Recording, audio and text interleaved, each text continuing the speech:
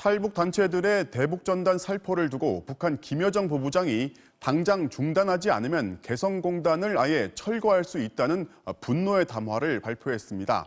통일부가 곧바로 대북 살포를 중단시킬 방안을 검토 중이라고 답했는데요. 이정은 기자의 보도를 먼저 보시고 남북 관계에 미칠 파장 짚어보겠습니다.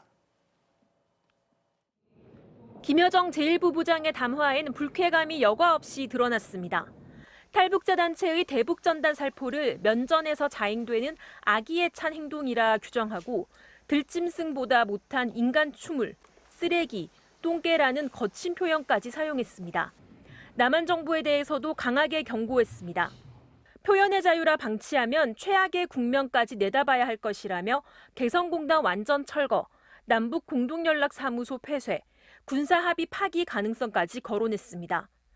특히 못된 짓을 하는 놈보다 못 본 척하거나 부추기는 놈이 더 밉더라며 남한 정부의 무대응을 비난했습니다. 북한이 문제 삼은 대북전단은 지난달 30일 한 탈북자 단체가 살포했습니다.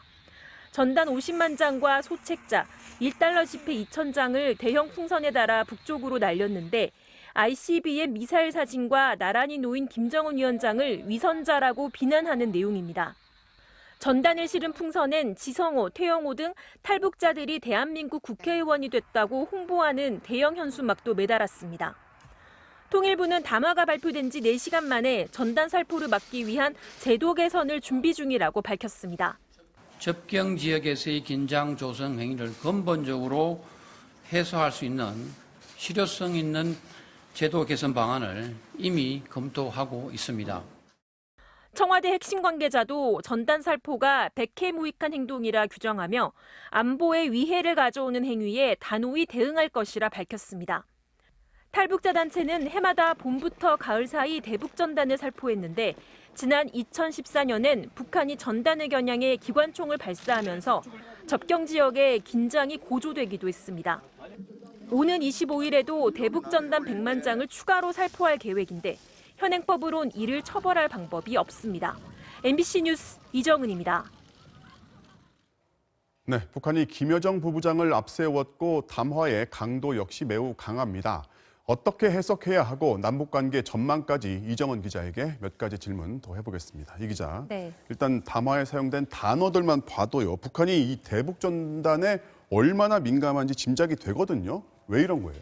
일단 최고 존엄인 김정은 위원장의 얼굴을 함부로 썼다는 데에서 북한은 항상 예민했습니다. 그리고 돈도 같이 보내니까 이거는 마치 북한 주민들의 탈북을 유도하는 걸로 받아들일 수 있습니다.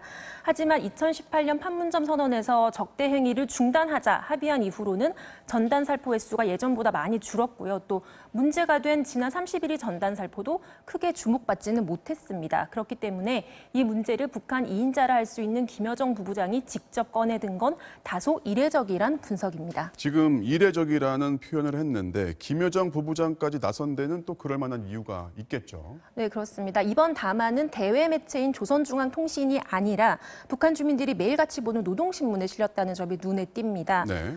북한 주민들에게 노동당의 대남 기조는 이렇다. 확실히 알리기 위한 것으로 해석됩니다.